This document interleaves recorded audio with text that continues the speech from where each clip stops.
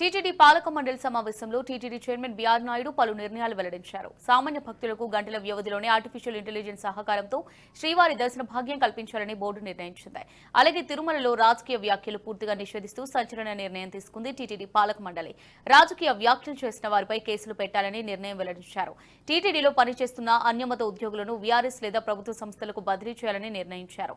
విశాఖ శారదా పీఠం నిర్మాణం పూర్తిగా నిబంధనలకు వ్యతిరేకంగా జరిగిందని గుర్తించినట్టు టీటీడీ వెల్లడించింది. విశాఖ శారదా మఠం వెనక్కు తీసుకోవాలని, లీజు రద్దు చేసి స్థలాన్ని స్వాధీనం చేసుకోవాలని నిర్ణయించినట్టు వెల్లడించారు.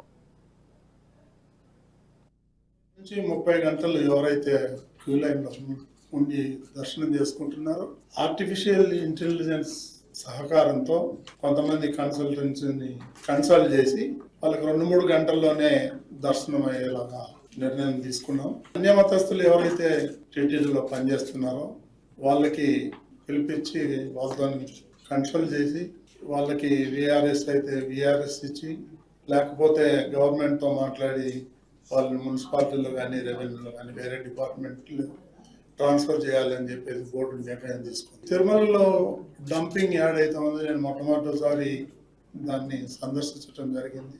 అది 3-4 నెలలలో మొత్తం క్లియర్ చేయాలని చెప్పేసి అధికారులను ఆదేశించాలని బోర్డు నిర్ణయం తీసుకుంది. తిరుమలలో ఎవరైతే భక్తులు వస్తారో వాళ్ళు దర్శనం చేసుకొని వెళ్ళేటప్పుడు ప్రెస్ మీట్లో రాజకీయాలు మాట్లాడుతున్నారు. అది పూర్తిగా నిషేధించాలని చెప్పేసి నిర్ణయం తీసుకున్నాం. అవసరమైతే కేసులు పెట్టాలని కూడా నిర్ణయం తీసుకున్నాం.